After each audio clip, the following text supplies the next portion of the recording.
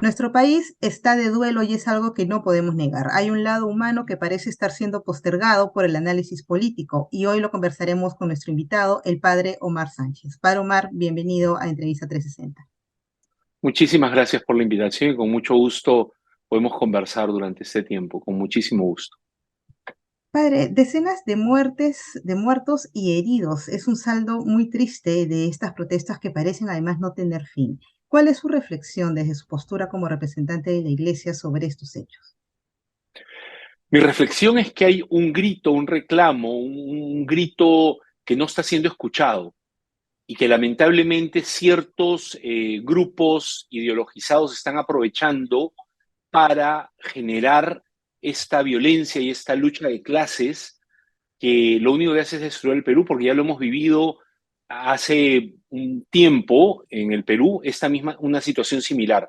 Hay una protesta fundada, hay reclamos verdaderos, hay brechas enormes que cerrar, y esto se está aprovechando por gente que lo que quiere es sembrar el caos y la división entre los peruanos.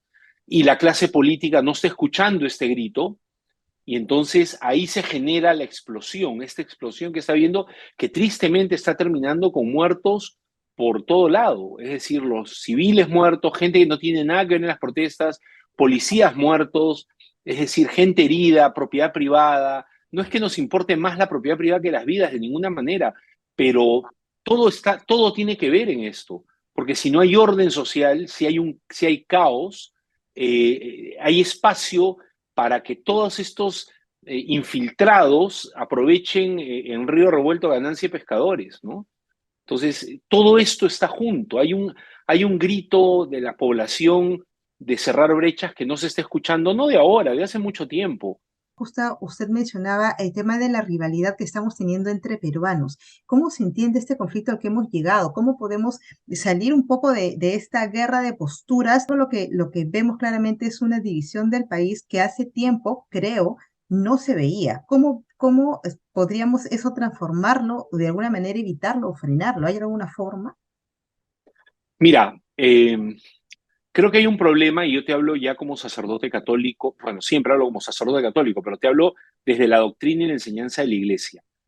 El problema es que últimamente se está hablando demasiado y se está fomentando y asusando la lucha de clases. Ricos contra pobres, blancos contra cholos, negros contra rubios. Y eso es típico de ideologías comunistas, contra las cuales la iglesia ha enseñado siempre, no de ahora, siempre ha enseñado eso. Pero también la iglesia ha enseñado contra el capitalismo salvaje que cosifica a las personas y que las usa como entes de producción sin importarles su desarrollo integral humano. Entonces, las dos posiciones son contrarias a la enseñanza de la iglesia, pero la que estás usando la lucha de clases, la pelea entre peruanos, estas diferencias entre peruanos, es un comunismo radical que se está instalando y que ya se instaló en muchos ámbitos de la sociedad, lamentablemente, ¿no? Entonces, ¿cómo enfrentar esto? Mira, el diálogo es fundamental, pero no puede haber un diálogo de sordos. Hay gente que no le interesa dialogar y esa es parte de una ideología. No entrar en diálogo es parte de una ideología. Entonces, abrir espacios al diálogo es fundamental para escuchar y resolver problemas, porque no nos estamos escuchando entre peruanos, no nos estamos escuchando, no estamos escuchando a la gente que tiene necesidades y a la gente. Hay un movimiento, yo te digo la experiencia que yo tengo acá entablada hace 14 años, los años de la pandemia y estos últimos años, toda la responsabilidad social que hemos hecho como parroquia, como iglesia y como Cáritas ha sido sostenida básicamente por la empresa privada. Y eso yo no lo puedo negar, es algo que tengo que decir con verdad porque si no estaría faltando a la verdad. A pesar de que puedo criticar muchas cosas de la empresa privada, reconozco que se pusieron la camiseta por el Perú, ¿me entiendes? Entonces viene este tema, ¿por qué se está enfrentando a los peruanos contra peruanos para generar caos y lograr objetivos escondidos, subalternos, intereses subalternos, ¿no?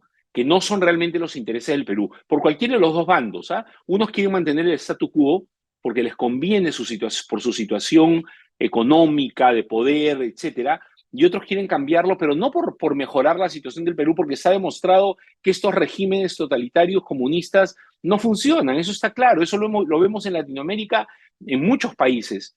Entonces, están buscando también sus intereses personales. Y ese es el problema. Nadie depone intereses personales por los intereses del país.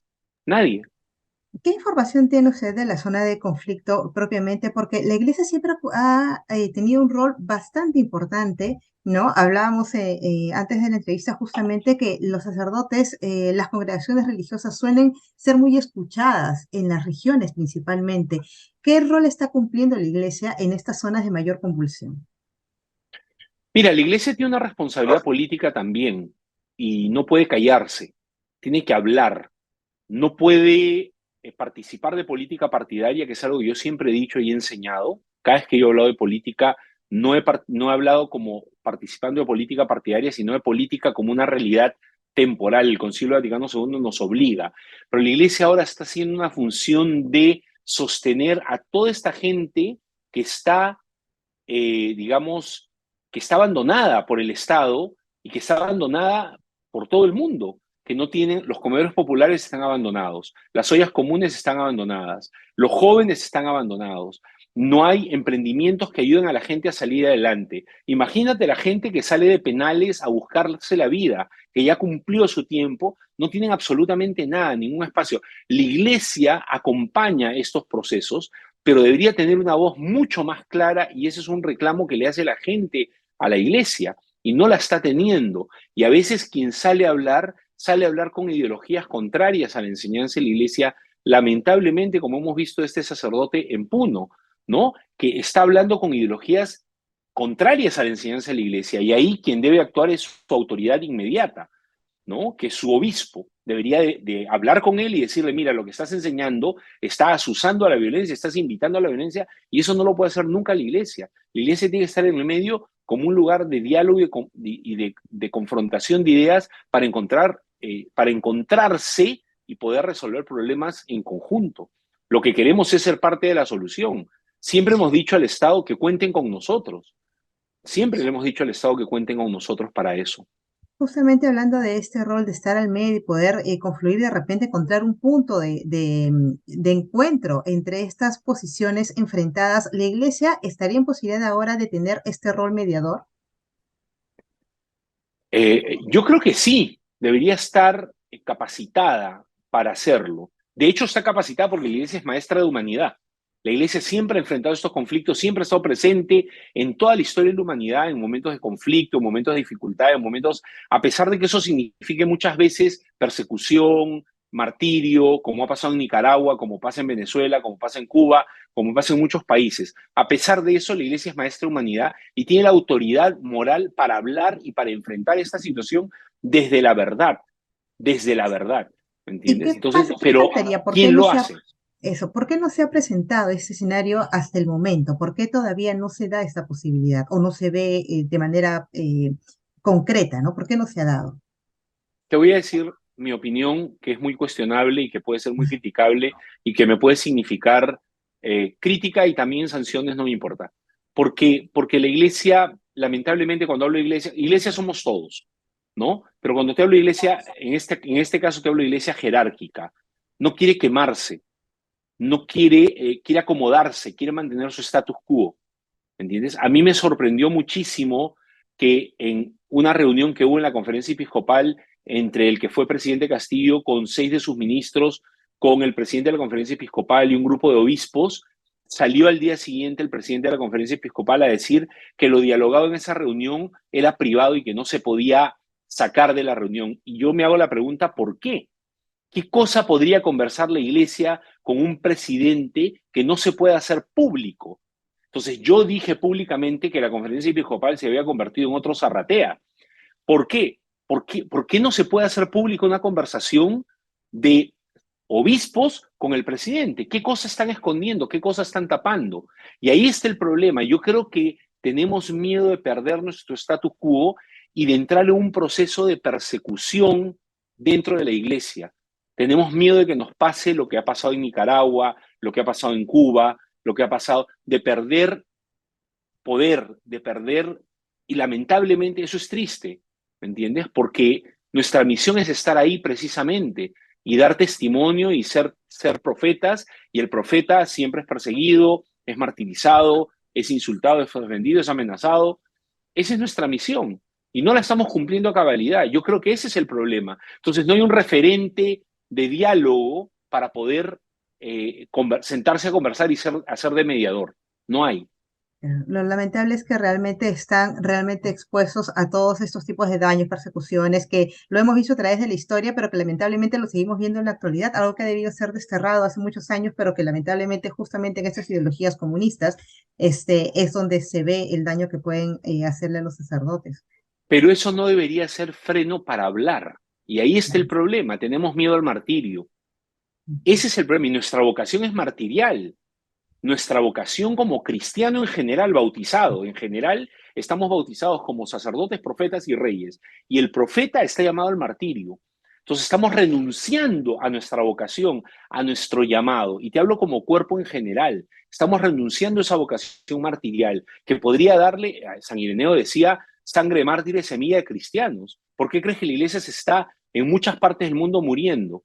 Porque se ha acomodado al mundo y ya no es un referente de martirio, entonces no hay sangre derramada, ya no hay más cristianos, van desapareciendo, se van licuando en el mundo y van siendo parte de la masa de este mundo, ¿no? Y eso es lo que nosotros estamos llamados a hacer: sal, luz y fermento. Y la sal es poquita, si le echas mucha sal algo se malogra.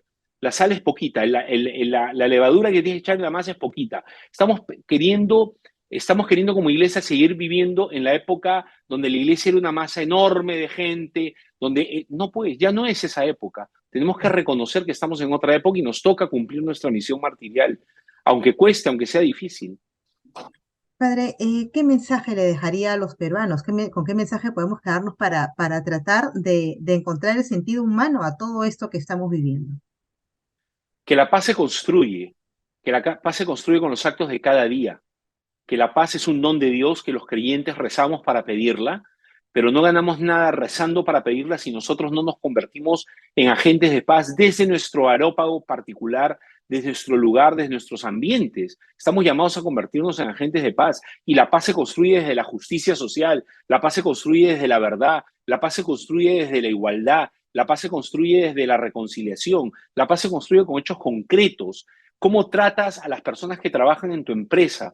¿Cómo tratas al que está en la puerta abriéndote la puerta todos los días? ¿Cómo tratas al que te subes al taxi y te lleva de un lado a otro, aunque le estés pagando por el servicio? ¿Cómo tratas a las personas que se te cruzan por el camino, sea quien sea donde sea? ¿Cómo las tratas? La paz se construye de esa manera, y ese es un problema en el Perú. Eso es lo que yo invitaría a eso. La paz hay que construirla con los actos de cada día, y eso no quiere decir renunciar a la verdad, renunciar a lo que es correcto, renunciar a lo que ha enseñado Dios siempre, pero la paz se construye con los actos de cada día. Hay que construir la paz con los actos de cada día. ¿Y tendría algún mensaje en particular para nuestros compatriotas en el sur del país que están en medio de toda esta ola de violencia? Sí, que sus luchas son justas, que creo que son luchas justas, que son una población que se siente abandonada justamente, pero que el camino para solucionarlo no es, para solucionar estas demandas, no es el que han tomado. El camino que han tomado no es el camino de solución. El camino de solución es el camino del diálogo, del trabajo. Mira, la gente en el sur, por ejemplo, en Ica, en Cusco, en Arequipa, ya perdieron el año del turismo, que es lo que lo sostiene. Lo han perdido. ¿De qué van a vivir? Entonces, ese no es el camino. El camino para que el Perú salga adelante es trabajar duro y seguir luchando, desde mi trabajo, seguir luchando por lo que es justo y por lo que es correcto. Seguir luchando, no creer en falsos profetas, ¿no? Porque muchos se presentan como falsos profetas, blandiendo la bandera de la violencia, del odio entre peruanos.